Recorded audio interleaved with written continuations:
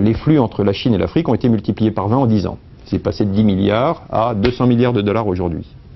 Et quand vous prenez les 4 ou 5 premiers pays émergents dans leur relation avec l'Afrique, ils commencent à dépasser les flux entre l'Europe et l'Afrique.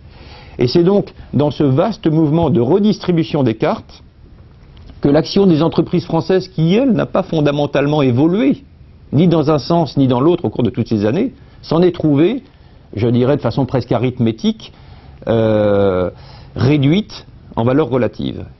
On peut peut-être en conclure que les entreprises françaises, en particulier, et la France en général, ont peut-être moins anticipé le mouvement de décollage du continent africain que les autres acteurs mondiaux, alors même que la France était mieux placée pour le faire.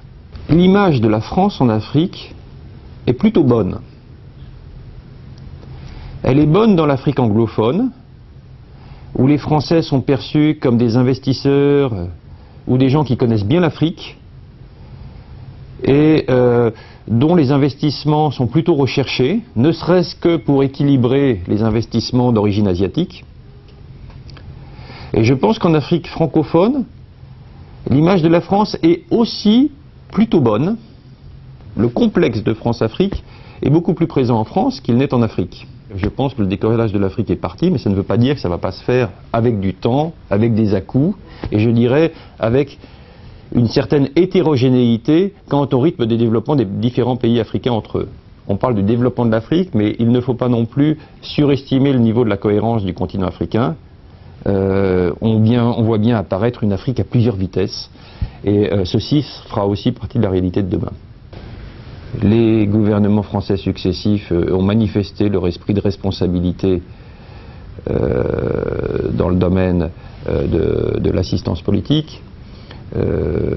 L'administration française a maintenu un réseau diplomatique qui est très supérieur à celui qu'entretiennent les autres pays étrangers en Afrique. Il y a quand même beaucoup de choses qui sont de nature à aider une entreprise française à avoir une vision africaine et à avoir la détermination pour la mettre en œuvre.